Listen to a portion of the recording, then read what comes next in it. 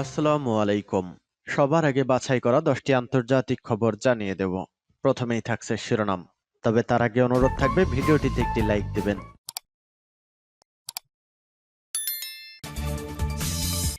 দখলদার ইসরায়েলি বাহিনী এবং ইরান পুরোদমে যুদ্ধ চলছে, যার জেরে মধ্যপ্রাচ্য থেকেই সূত্রপাত হতে পারে তৃতীয় বিশ্বযুদ্ধের। দর্শক, আমাদের হাতে এসেছে সর্বশেষ ভয়ঙ্কর সব আপডেট আন্তর্জাতিক সংবাদ। প্রথমেই জানিয়ে দিব সংবাদ শিরোনাম। অন্ধকারে ইসরায়েলের হাইফা নগরী, দফায় দফায় ক্ষেপণাস্ত্র ও ড্রোন হামলা। এরপর জানিয়ে দিব চাপে ফেলতে চাইছেন ট্রাম্প, মাথা নোয়াবে না ইরান। এদিকে ইউক্রেনের দীর্ঘস্থায়ী শান্তির পথে একমাত্র বাধা রাশিয়া।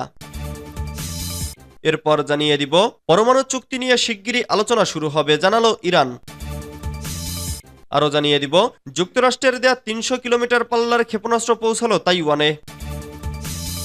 সর্বশেষ জানিয়ে দিব নতুন প্রযুক্তির সামরিক রাডার বানালো চীন। এতক্ষণ শুনছিলেন সংবাদ শিরোনাম, এবারে বিস্তারিত। তবে অনুরোধ থাকবে ভিডিওটিতে একটি লাইক করবেন এবং কমেন্ট করে জানিয়ে দিবেন কোন জেলা থেকে আপনি আমাদের এই ভিডিওটি দেখছেন।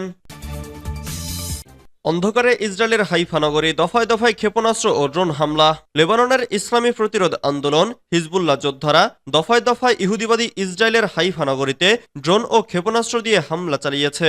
এতে ক্ষয়ক্ষতির পাশাপাশি বিদ্যুৎ বিচ্ছিন্ন হয়ে পড়ায় নগরীর বিভিন্ন এলাকা অন্ধকারে ডুবে গেছে। ইসরায়েলের হাইয়ুম পত্রিকার প্রতিবেদন অনুসারে লেবানন থেকে গতরাতে হাইফা নগরীতে অন্তত 10টি রকেট নিক্ষেপ করা হয়েছে এবং তার মধ্যে বেশ কয়েকটি লক্ষ্যবস্তুতে আঘাত করে। ইহুদিবাদী ইসরায়েলের দখলদার বাহিনী এ খবর নিশ্চিত করেছে। গণমাধ্যম সূত্র জানিয়েছে হিজবুল্লাহর হামলায় হাইফা নগরীতে বেশ কয়েকজন আহত হয়েছে। তবে চ্যানেল 14 জানিয়েছে নগরীর আল কারমেল এলাকায় বেশ কয়েকটি ভবন ও গাড়ি মারাত্মকভাবে ক্ষতিগ্রস্ত হয়েছে। এছাড়া চ্যানেল 12 বলছে আল কারমেল এলাকার একটি ভবনে হিজবুল্লাহর রকেট সরাসরি আঘাত হেনেছে। হাইফা ছাড়াও আক্রে শহর এবং তার আশপাশের এলাকায় হিজবুল্লাহ হামলা চালিয়েছে এবং সেখানে বিস্ফোরণের শব্দ শোনা গেছে। ইহুদিবাদী গণমাধ্যম জানিয়েছে ক্রায়ত ও আক্রে শহরের পাশাপাশি পশ্চিম গ্যালিলি অঞ্চলে গতকাল হিজবুল্লাহর যোদ্ধারা হামলা চালিয়েছে, ফলে এসব এলাকায় সাইরেনের শব্দ শুনতে পাওয়া যায়। চাপে ফেলতে চাইছেন ট্রাম্প, মাথা নোয়াবে না ইরান। হোয়াইট হাউসের মসনদে বসতে আরো 2 মাস বাকি। তবে এরই মধ্যে নিজের মন্ত্রিসভা গোছানো শুরু করেছেন নবনির্বাচিত মার্কিন প্রেসিডেন্ট ডোনাল্ড ট্রাম্প। মন্ত্রিসভায় ইসরায়েলপন্থীদের আধিক্য দেখে হতাশ হচ্ছেন অনেকে। সামনের দিনগুলোতে ইরানের ভাগ্যে কি ঘটবে তা নিয়েও শুরু হয়েছে নানা জল্পনা। অবশ্য ইরান নিয়ে ট্রাম্পের পরিকল্পনার কিছু কিছু সামনে আসতে শুরু করেছে। ট্রাম্প আগেরবার প্রেসিডেন্ট থাকাকালে ইরানের সঙ্গে যুক্তরাষ্ট্রের সম্পর্ক তলানি গিয়ে থাকে। ইরানের সঙ্গে 6 জাতির করা একটি পরমাণু চুক্তি থেকে যুক্তরাষ্ট্রকে একতরফা বের করে আনে ট্রাম্প। এছাড়া ক্ষমতার পুরোটা সময় নানা নিষেধাজ্ঞা দিয়ে ইরানকে হয়রান করে রেখেছিলেন তিনি। এমনকি ট্রাম্পের নির্দেশেই ইরানের গুরুত্বপূর্ণ একজন সামরিক কমান্ডার কাসেম সোলাইমানিকে হত্যা করা হয়। এখন ইরানকে দুর্বল করতে আবারও সর্বোচ্চ চাপ প্রয়োগের নীতি বেছে নেওয়ার প্রস্তুতি নিচ্ছে ট্রাম্প প্রশাসন। উদ্দেশ্য হচ্ছে ইরানের অর্থনীতির কোমর ভেঙে দেওয়া হবে। তাতে করে নিজের প্রক্সিদের আর যেমন সাহায্য করতে পারবে না ইরান, আবার পরমাণু কর্মসূচিও এগিয়ে নিতে পারবে না। দ্য ফাইন্যান্সিয়াল টাইমসের বরাতে এমন খবর প্রকাশ করেছে জেরুজালেম পোস্ট। ইউক্রেনের দীর্ঘস্থায়ী শান্তির পথে একমাত্র বাধা রাশিয়া। ইউক্রেনে দীর্ঘস্থায়ী শান্তির পথে একমাত্র রাশিয়াকে বড় বাধা বলছে বিশ্বের 7 বৃহৎ অর্থনৈতিক দেশের জোট জি7। এই জোটের সদস্য দেশ হল জাপান, যুক্তরাষ্ট্র, যুক্তরাজ্য, ফ্রান্স, জার্মানি, কানাডা ও ইতালি। শনিবার 16 নভেম্বর জোটের সদস্যরা এক যৌথ বিবৃতিতে জানিয়েছেন ইউক্রেনে সামরিক অভিযান অব্যাহত রাখার কারণে রাশিয়ার বিরুদ্ধে নিষেধাজ্ঞা ও রফতানি নিয়ন্ত্রণ সহ আনুষঙ্গিক সব সিদ্ধান্ত বহাল থাকবে। ইউক্রেনের বিরুদ্ধে রুশ আগ্রাসনের 1000তম দিন আসন্ন। যুদ্ধ বন্ধে ন্যায়সঙ্গত ও দীর্ঘস্থায়ী শান্তির পথে একমাত্র বাধা কেবল রাশিয়া। শনিবার এক প্রতিবেদনে এ খবর দিয়েছে ভারতীয় সংবাদ মাধ্যম এনডিটিভি। জি7 জোটের ওই বিবৃতিতে অঙ্গীকার করে বলা হয়েছে রুশ আগ্রাসন ঠেকাতে যতদিন প্রয়োজন ততদিন ইউক্রেনের প্রতি সমর্থন অব্যাহত রাখা হবে। ইউক্রেনে রাশিয়ার আগ্রাসন এবং ইন্দো প্রশান্ত মহাসাগরে চীনের চীনের সামরিক শক্তি বাড়ানো এসব নিয়ে বরাবরই উদ্বেগ প্রকাশ করে আসছে জি7 নেতাদের এই প্রতিশ্রুতি ইউক্রেন সংঘাত আরো জটিল করে তুলতে পারে। এদিকে মস্কোর ওপরে নিষেধাজ্ঞা ও অন্যদিকে কিয়েভকে সমর্থন অব্যাহত রাখার মাধ্যমে পুতিনকে চাপে রাখার চেষ্টা করা হচ্ছে।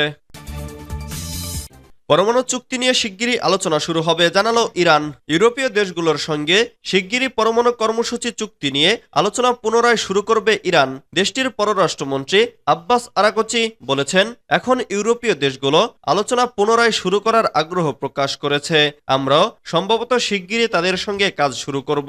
ইরানের রাষ্ট্রীয় টিভিতে সম্প্রচারিত এক সাক্ষাৎকারে তিনি জোর দিয়ে বলেছেন, আন্তর্জাতিক আণবিক শক্তি সংস্থা পারস্পরিক যোগাযোগের পথ বেছে নিলে ইরান তাদের সঙ্গে সহযোগিতা করতে প্রস্তুত রয়েছে। সংস্থাটির বোর্ড অব গভর্নরস ইরানের বিরুদ্ধে নতুন প্রস্তাব জারি করলে ইরানও নতুন ব্যবস্থা নেবে। আব্বাস আরাগচি বলেন, আন্তর্জাতিক আণবিক শক্তি সংস্থার প্রতি আমাদের আচরণ পুরোপুরি পেশাদারিত্বমূলক। সংস্থাটি একটি প্রযুক্তিগত সংস্থা এবং প্রযুক্তিগত ক্ষেত্রে তার দায়িত্ব পালন করা উচিত। রাজনৈতিক ক্ষেত্রে প্রবেশের অধিকার তাদের নেই। যুক্তরাষ্ট্রের দেয়া ৩০০ কিলোমিটার পাল্লার ক্ষেপণাস্ত্র পৌঁছালো তাইওয়ানে। যুক্তরাষ্ট্রের তৈরি করা ৩০০ কিলোমিটার পাল্লার ক্ষেপণাস্ত্রের প্রথম চালান তাইওয়ানে পৌঁছেছে।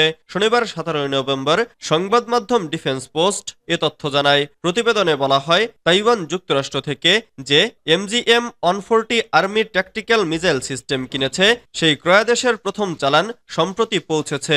ATACMS একটি সুপারসনিক ট্যাকটিক্যাল ব্যালিস্টিক মিসাইল। এটি প্রথমে যুক্তরাষ্ট্রের প্রতিরক্ষা প্রতিষ্ঠান লিংটেমকো ভট তৈরি করেছিল। বর্তমানে এটি বিক্রি করছে লকহিড মার্টিন। এ ক্ষেপণাস্ত্রের দীর্ঘতম পাল্লা ৩০০ কিলোমিটার। এটি M270 multiple launch rocket system এবং M142 high mobility artillery rocket system থেকে ছোড়া যায়। তাইওয়ানের প্রতিরক্ষা বিষয়ক গবেষক সুজি ইউন বলেছেন, এই ক্ষেপণাস্ত্র সিস্টেম তাইওয়ানের সামরিক সক্ষমতা বাড়াবে। চীনের হামলা মোকাবেলায় এটি কার্যকর ভূমিকা রাখবে। প্রয়োজন হলে এটি চীনের অভ্যন্তরেও লক্ষ্যবস্তুতে আঘাত হানতে পারবে।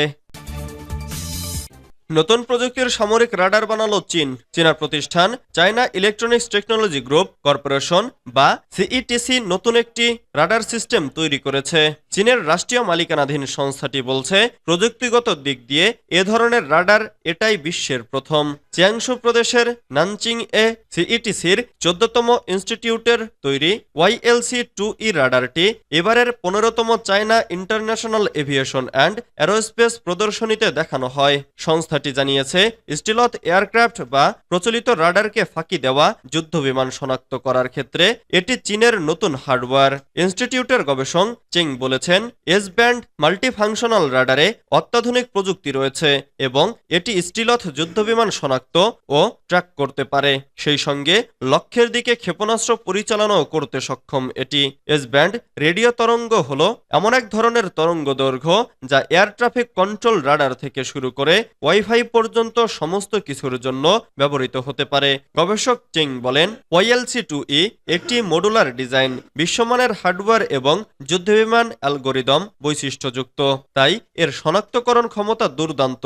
রাডার সিস্টেমটিতে একটি উচ্চ শক্তির ট্রান্সমিটার ও রিসিভার মডিউল সেট করা হয়েছে বলেও জানান তিনি। চেং বলেন, এতে এমন অত্যাধুনিক অ্যালগোরিদম ব্যবহার করা হয়েছে যা সিস্টেমের সামগ্রিক ট্র্যাকিং সক্ষমতা উন্নত করেছে এবং ইলেকট্রনিক জ্যামিং সিস্টেমকেও এটি টপকে যেতে পারবে।